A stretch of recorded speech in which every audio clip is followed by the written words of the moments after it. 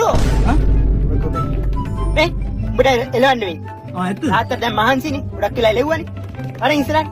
ඒක පුතා ඔයා ගන්න. දොර හැමින් හන්ද දොර. අඩන්නද? වැවුන.